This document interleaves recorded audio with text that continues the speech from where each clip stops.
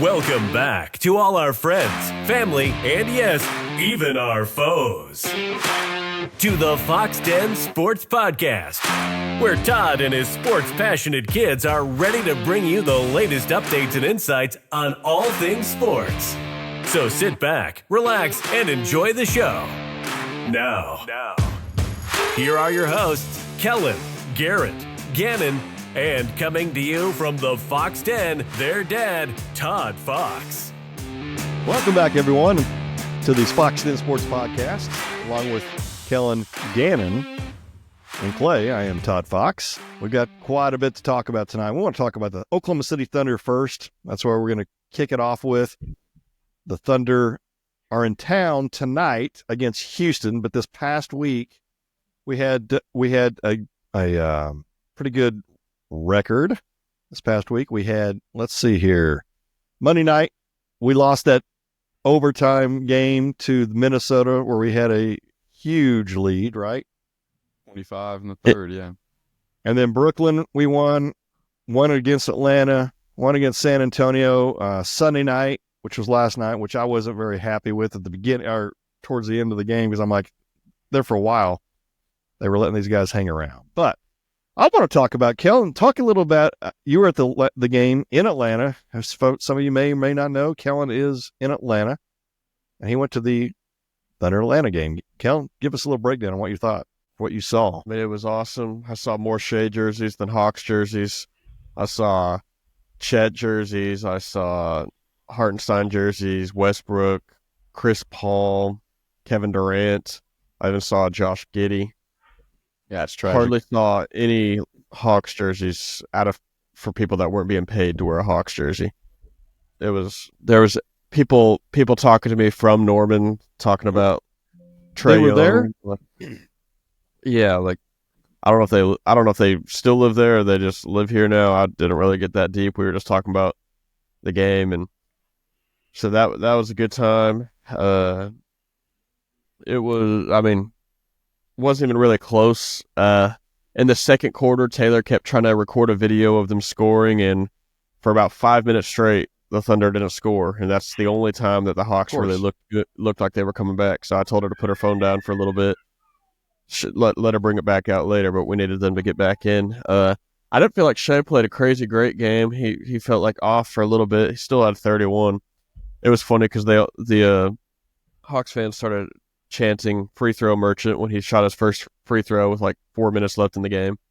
Yeah. It's weird watching it in person because like all of a sudden I realized I haven't seen Chet or Isaiah Joe in a while. Right. We were rolling the whole time, so you're not really thinking about it. But it was awesome.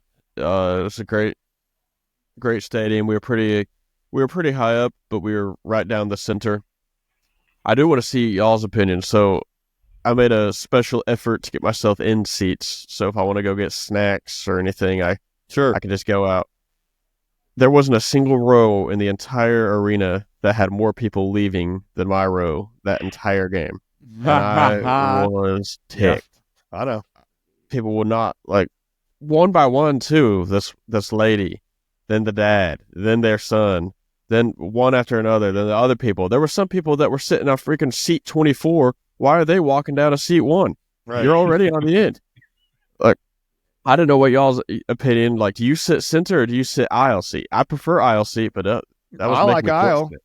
Had those OU Sooner tickets for years, but I mean, people come and go. Sometimes the people in front of us or behind us, like maybe not the ones on the end, are not there, so they kind of jump through those folks as well. But I mean, it is what it is. Like, what bugs me is when it's the same person going out 3, 4, 5 times. That's what gets me the most. The same people 3, 4, 5 times. I was getting heated. But it is part of course, they're leaving when the Thunder have the ball. Yeah. So, like, I'm trying to watch. It is part of the, what you got to deal with.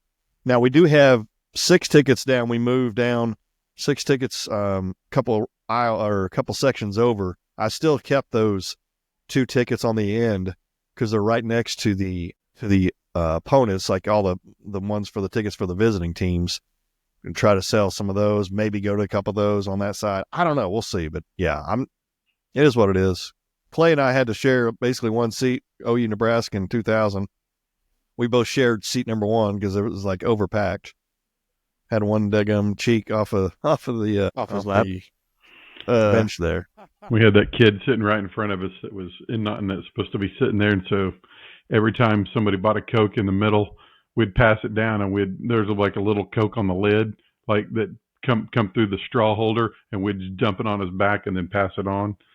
By the end of the game, his shirt was so stained. I can't remember. He was taking me off about something, but I was like, yeah, he's probably like 40 years old now. He was about 15. Oh, I guarantee you, for sure, 25. He's probably, yeah, I guarantee he is. He's probably 14, 15 years old, maybe. That's funny, man. But yeah, most of the Hawks fans left halfway through the third. Some of them were like, "Congratulations on the win." And at that point, we were up by 24. I was like, "Hey, I'm not satisfied till it's over." But yeah, it was a great time. It was crazy seeing like just how big the Thunder have become. Because like, I know the Hawks aren't great, but to see more of their jerseys, especially Shea, not something I would have expected. Like outside of like Jordan or LeBron or somebody like that. Where's that stadium compared to the football stadium? Like right next door. Really? Do they do the same thing now? When we went to that football game, you could get a cup to drink, and you could keep going back for refills. Do they do that at those games? I'm not even sure. I don't think it's so. Not the same I got owners, water. I got we ate before, so I really didn't even. I got the in seats and didn't get up once. So it was like kind of pointless. But hold them in. No, I just didn't even need to. I was like, yeah, I was so locked in. But it was great too because like I was really banking on us blowing them out so bad that the Hawks fans were gone because I prepaid for parking, so like 5-minute walk to the parking lot, boom, easy. Like 5 minutes got to the highway. Like it was much better than like previous downtown like concerts and the Falcons game and stuff like that. Gotcha. Do you guys feel a little sorry for Trae Young being on a team that garbage, or do you not feel sorry for him? I couldn't care less. What? I feel bad for him because I mean he is good. Yeah, but their team's trash. He didn't play defense though very well, does he? Just mainly a pure shooter. Passer. I could see him ending up in somewhere like a New York. That's where I could see him possibly going, getting some picks for that. They'd be in the gutter if they got him. Well, sure. So I know. Did you watch any of the game last night against San Antonio? Any of you guys? Yeah, that was ridiculous. Thoughts? Because I mean, we got home from our little group, and they were barely winning, I think, by about 2 or 3 points in the, like, maybe, I don't know, 4 or 5 minutes left in the third. I was like, you got to be kidding me. And then that's right. Confident we were going to win. We got home right whenever they were getting into it. It had already happened. Yeah. That was awesome. Yeah. Okay. Yeah. I was going to say, to me, I think the Thunder's they're losing a little bit of focus because they're so far ahead. They're playing teams. Especially, I think they're going to play to people's levels for these next few weeks because they just don't care. I mean, the Spurs set a franchise record for number of threes made in the first half. And then 16, and then they made 2 in the second half. Because for one, they were on fire, but two, the Thunder weren't really playing any defense. They weren't rotating, they weren't trying. But so you can see they turned it up a little bit in the second half defensively, and I just think and even at that, they hit 16 threes, and they were, I think, Thunder down 5 at halftime, and that's it. And I mean, I know the Thunder or Spurs are way down without Wemby and a couple other guys, but still, and they don't have Popovich, but we're going to lose a game like tonight with the Rockets. We're going to lose some games like that because they look like they've lost a little focus, which is understandable. But I have no doubt they'll be able to turn it back on, especially when they get all their guys back. And we lost 2 last night with the ejections, and then we'd already down Joe and Holdengren. So expect a little bit. Right. Danny, were you going to say something? Yeah. I would say that same thing happened when we were playing Brooklyn as well, because they hit 15 threes in the first half. And I think I was texting Callie, and I was like, I'm not really worried about it. They're not going to hit 15 in the second half, and they hit 7. So it's like, I don't know if we're switching something at halftime or, I mean, teams just get hot and cold. But the franchise record, it's like, yeah, it's unfortunate, but I'm not really I don't really think it's too much of a worry for us. Well, I know in that game, Brooklyn had, I heard the third most 3-point shots taken in a game ever, and they had 61. 61. Yeah. Isn't that crazy? I think to do that. And then I know J-Dub had his high score against San Antonio last night. Most he's ever scored. Yeah, he looked good. Do you think should Dort have been ejected? Heck no. I think he was there's some stuff he was probably doing because he was going at that guy. They said he got ejected for something he said, not what he did. Yeah, that's what I figured. So I don't know what he said. He's like, he understood, but he said, I've heard much worse the past couple of weeks. So he said, like, just keep it consistent at least. But it is what it is. It kind of, that's where the game just separated. Like, the Spurs and Sochan or whatever crap his name is. He was like, he thought he did something, getting Dort ejected, and then wasn't even close after that. What's funny is go ahead. I would say it was a couple of disappointing games in the last couple of weeks, but I still am confident in us beating every team we play. You know what I mean? And I also think I'm worried about Jalen Williams because anytime we play a good team, he just disappears. Did we talk about that last week or no? Yeah, I'm still worried about it. Okay, we hadn't because I was texting one of my friends and I was like, or a few of my friends, and I was saying how against a bad team, he'll always have a really good game. People are like, but whenever we play a good team, he just disappears. And he played in like really well to close it last night. And one of my friends who is like mad that I was hating on him, he like sent all this like stats and everything. And I was like, dude, it like lined up perfectly with what I was saying. Like Spurs aren't a very good team. He had a really good game, but whenever we play it, like you've mentioned, like whenever we get to the playoffs, we can't have our second option being just lackluster and inconsistent. And that's what he's going to be. And I predicted it now. Whenever we play first round, he might be playing pretty good because we'll play a bottom feeder. Hypothetically, second round, we're going to play a really good team. I guarantee he's going to vanish, which kind of makes me sad. I'll tell you what scares me is it's possible that we play either Dallas, Minnesota, or Golden State. It's possible as that. I would take any of those guys. I'd be fine. Oh yeah. The only one would be Minnesota. They'd be a good matchup, but we'll smoke Golden State and Dallas. It wouldn't even be close. All right. I'm a little concerned right there, but we'll see about that. I'm more worried about the second round than I am first round. Any thoughts on the Hardenstein and Chet combination, getting them out there on the court together? You think it's something that's going to work? Working? It works every time it's there. It's just very rare we actually get to see it. I want them to combine for like 20 plus rebounds when they're out there. Yeah. You saw Dagnall said, I mean, these are two of my best players, and my goal is to get the best players out on the court. So, and it makes sense. It does. It's just interesting to see them separated. And then Chet's playing almost every other game right now, which is understandable. Then he hurt his ankle, but it does say he's available tonight. Whether or not he plays, I don't know the answer to that. I haven't seen yet, but we'll see. I know this coming up week, we have, again, we got Houston. Then on Wednesday, we go to Memphis, come back for a Friday night game against Portland, and then we play Denver back-to-back on Sunday and Monday, both here. Kind of odd to me. What are your thoughts on a back? And then we do that again, I think. Isn't that with the Lakers here in the end of April? We did that with Minnesota last week. We played 3 in a row, right? Right before break. Yeah. My question is it odd to see a back-to-back at home? Because I think it's very odd. I don't understand it. And then you got, I don't know, you don't play somebody for. It's odd with. We don't play Denver away and then at home. I thought it said home and home. Let me look. I could have sworn it was home and home. Yeah, it's home and home. Wow. Home Sunday and then home again on Monday. And then we do the same thing with the Lakers, Sunday the 6th and Tuesday the 8th. I think it's the dumbest thing of all time. I think back-to-backs at home was fine, but against the same team. Same team's ridiculous. The NBA is absolutely horrible at scheduling games. Yeah. Like, why would you have a 4-day break and then 3 back-to-backs within the next 6 days or 9 days, whatever it would be? Like, there's no reason that should ever happen. Wasn't that the first time we played San Antonio since like November or something? Mm-hmm. Yeah, you know what I mean. So it's just very. Minute, yeah. And then you got we're playing the same team back to back. What's that, Kel? That was San Antonio's first home game since February 1st. Really? Makes no sense. Does it have a rodeo All-Star break? But it's Had a just like rodeo. They have a rodeo in that arena, and so they shut it In that down arena? for the rodeo.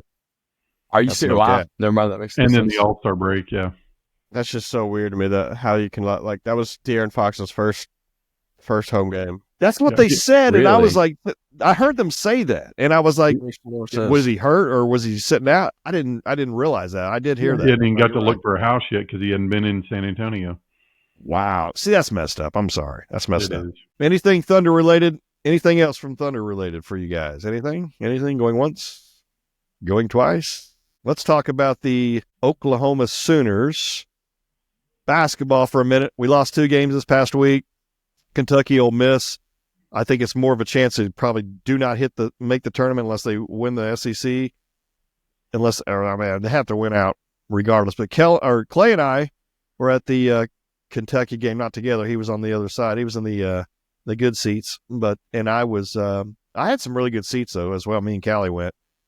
Talk to us, Clay, a little bit about what you were there for. Obviously the game, but what you got, what you had happen.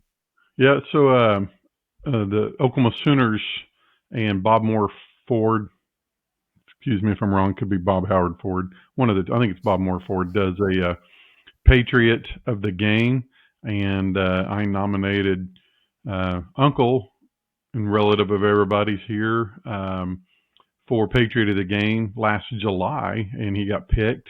They said they picked one at each home football game and one at each SEC game, and they picked him as the winner or the recipient slash recognition person for this game because they said it was going to be the most highly attended SEC game, which it was jam-packed. Yeah. And so, anyways, he got recognized at the first media timeout, which is about the 15-minute mark of the first half, so that was pretty cool. It was Good cool. to see him. Then got to go. Then they had some guy give us a tour of all the gyms, and they have 2 gyms, full-size gyms in the back, all their weight facilities, their nutrition facilities, their training rooms. Didn't get to go in the locker rooms, but got to see all that other stuff. So that was pretty cool to get to see other offices and everything. So that was pretty cool to get to see. Yeah, and Ben, he's General Ben. How do you say was it Brigadier? How do you say that? Brigadier. If I'm not mistaken, he was in charge of all air traffic control after 9/11 hit the day, right afterwards. Mm-hmm. Pretty big deal. So he was pretty cool seeing him there. Talking about the game real quick, 83-82, Oklahoma lost. I think if they played that way all season, which I get the fact you're going to have some ups and downs, but they looked fairly good, but Kentucky didn't look as good as they probably should. But it came all the way down to the very end. And then the kid that used to play for us, man, he went off that last 10 minutes. Would you have called time? Go ahead. Last 18 points. Yeah. Would you have called time out there at the end, or were you? I was good with the way they with 6 seconds left, they went the length of the court. I was good with it. I don't know about you. Yeah, the way they I listened to the coach's or explanation for one. They practice that scenario, so that's good. There's only 6 seconds.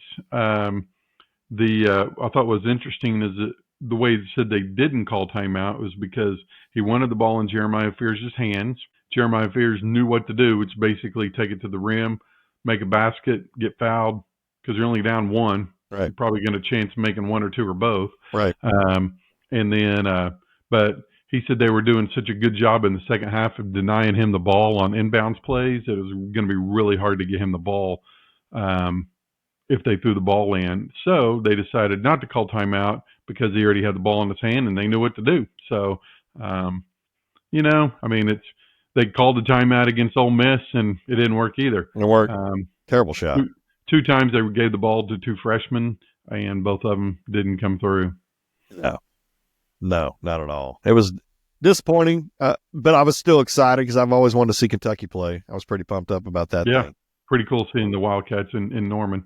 We went to go eat beforehand, and probably half the restaurant was, Yeah, no, you're Kentucky right. Stuff, and there are a lot Kellen of Kentucky fans there. Like Kentucky, or like Kellen said at the Thunder at the Hawks game, it was probably 40% Kentucky fans. Yeah, it was pretty cool, and I talked to several of them, and they were all, pretty cool, pretty nice. Were they from Oklahoma or were they? So one of them was from like Texas, but all the other ones live here, but they're from Kentucky. They one from Edmond. One lived in dadgummit, I think like the Midwest City area. That's what he said. But yeah, they all big Kentucky fans and one wanted to see it, and that was a pretty cool game. I'll tell you, I don't know if I think it was before the game, or maybe in one of those times where like a halftime, not a halftime, but a little timeout when the football players were out on the court, and John Mateer was there. So I'm watching him when they're leaving, and I see him, and they sit, where you and Ben and right, we're all at the right above the scoreboard where that big old OU was. Mm-hmm. They were directly across from you. And I saw him there. I said, okay, cool. So I'm going to go over there right around halftime and hope that he leaves, comes down. So I run over there, about 2 minutes left till half, kind of hanging out down below. And I look up and I see at halftime, him and players start leaving. So I'm down there, ready. And then I'm looking like, man, where's this guy at? So I look back and I'm like, oh no. Like, cause that's where all the stuff is up top to get food and all the concession places. So I'm running upstairs trying to find him. There he is, taking a picture with a fan, and he leaves throughout the doors, and he turns to say something to his friend, and I'm like, "What? Just one more." So he was gracious enough to take a photo with me. It's pretty cool. And I thought he was bigger than what I anticipated. I anticipated him to be a little bit shorter, because I'm, good old 6'2", and just kidding.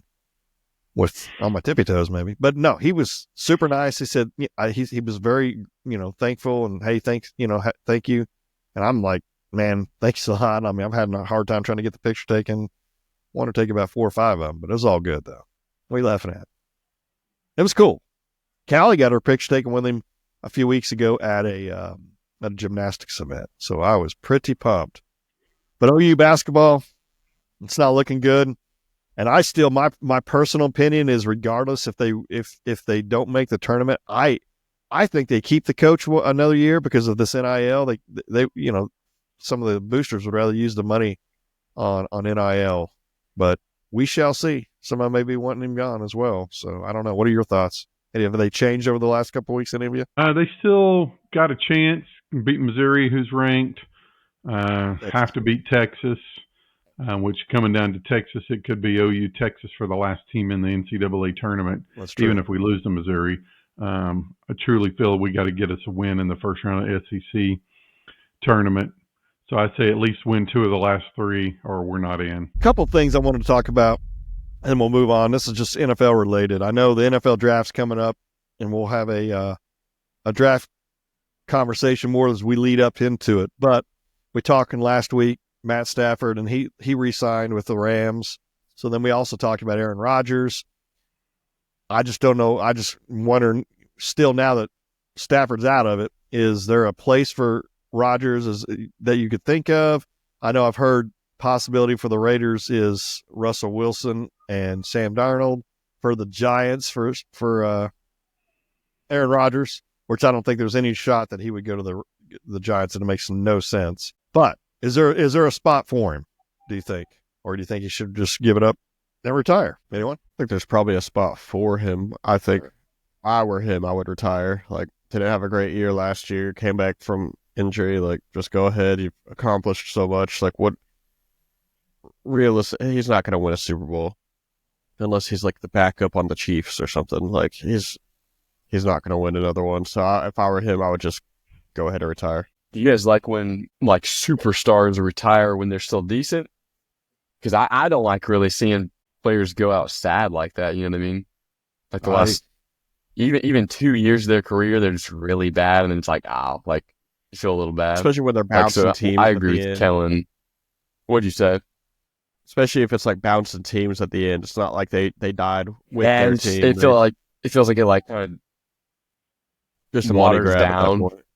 At least your memories of them. Because, if you go out on top, all you remember is, man, last time I saw him play, he was one of the top dogs. Everybody remembering Rodgers, at least. And maybe you shouldn't worry about what people remember, but it definitely has that weird effect on it. So I would say retire as well if I was to pick. Yeah, I think, man, I agree with him that retiring is probably the best choice, but Aaron Rodgers, whatever you think he's going to do, he'll do opposite. Opposite. So, I mean, I wouldn't be shocked if he signs with the team after the draft to see if the Giants end up getting Cam Ward. They probably won't, but if they did, then they won't try to get him. But so a lot of it depends on what these teams are going to do in that first round. If they're going to get Cam Ward or Shedeur Sanders. I'm not sure if there's any other good first round picks besides those two, quarterback wise. No, I agree 100%. And then one other thing is what I want to talk about is kind of a sad day in the NFL. I know Jimmy Johnson retired from broadcasting. Kind of saw the writing on the wall. That last broadcast that they did, I was hoping he would come back, but I mean, the guy's getting up there in age. He's over his 80s. I think he's probably 82, 83 years old, maybe at that. Just disappointing. I thought he was really good, but of course, at some point, everything's got to come to an end, and it's just disappointing to see. Because of all the coaches, NFL, college, anything, he's number one to me for me. And then I got Switzer right there, and Bill Parcells and Bob Stoops. Those are kind of some of my favorite coaches of all time. But Jimmy was just the way he did things. I mean, he was a winner, true and true. So, any thoughts on it, Clay? You've got some, you saw him coach, but he was pretty good and pretty funny. Completely opposite personalities on TV versus coaching. Yeah, he was good. He was on there forever. Heard the interview with him today and talked about, that he coached Howie Long in the Senior Bowl, and he coached or recruited Terry Bradshaw to come to play at Arkansas, and that guy's been around forever. So it's just, and it seemed like he never really lost much while he was on TV. Unfortunately, like Lee Corso, where just like every time you're just like, man, is he going to make it through the broadcast? But Jimmy Johnson's been the same since day one. So we talked about retiring on the top. This guy is doing it. So good for him. For sure. Kellen, Garrett, you guys got anything? Or Gannon, I'm sorry, any of you guys know? Because you guys mainly know him obviously as broadcasting. Yeah. Yeah, like it is sad, but he's devoted his whole life to football. So good for retire him. While you got some time frame he's got. Yeah, while you still have time, so just do whatever you want now. All right, I got some questions I want to ask each one of you. Well, as a whole, you ready? What is the correct way to cut a sandwich? Do you cut it diagonal, horizontal, vertical, or into squares? How do you cut squares your sandwich? Is crazy. Diagonal. Correct way or best way? Best way for you, I guess. Which way do you prefer? I'm going to say diagonal because that's how my grandma did it. What would diagonal be? Is that like corner to corner? Well, that would be what you call diagonal. Yeah, I'd go diagonal. Diagonal. I like it right down the middle. I don't like it in the corners. You would say that. It's pretty good. I like it. That's the way it should be.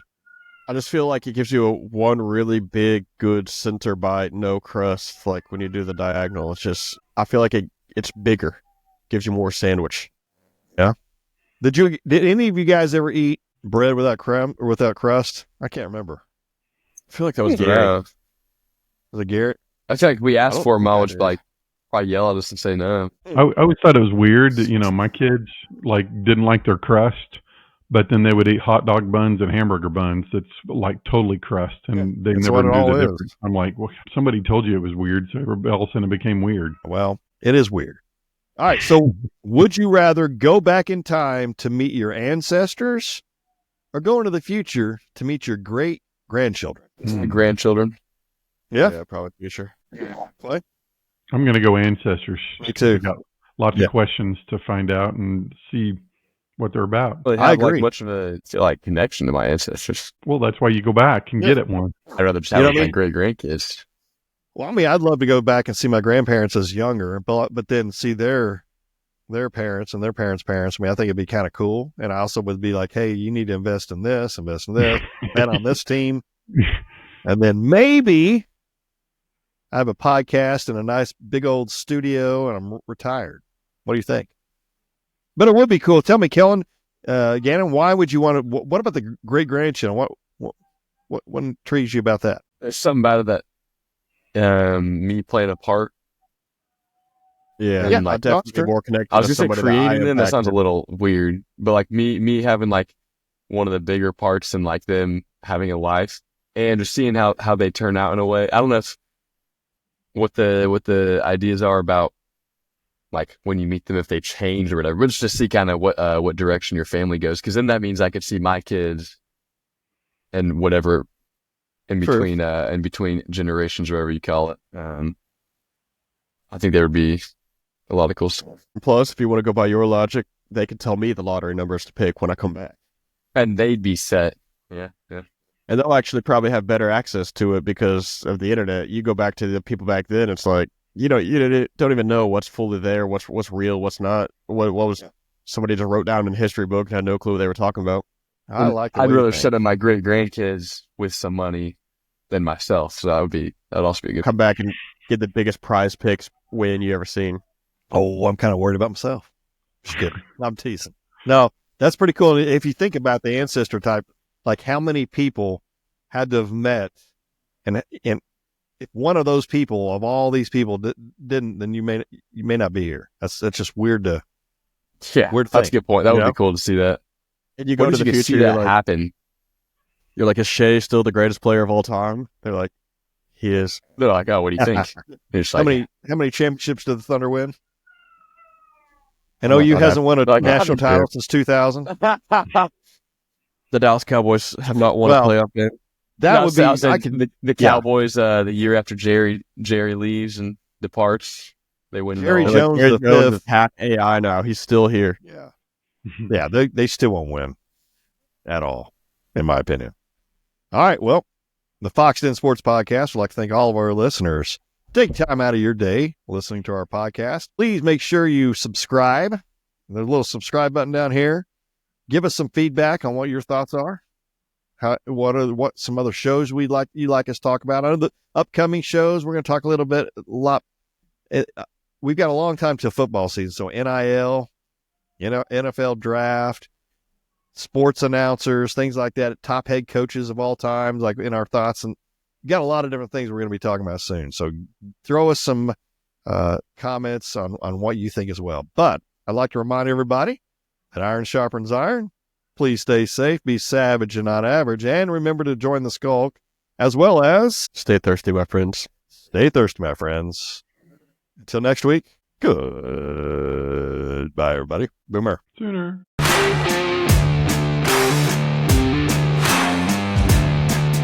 Thank you for listening to the Fox Den Sports Podcast.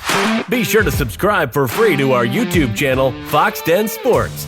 And also follow us on Instagram and Twitter at Fox Den Sports and on Facebook at Fox Den Sports Podcast. You can also email us at foxdensports@yahoo.com. This has been Fox Den Sports.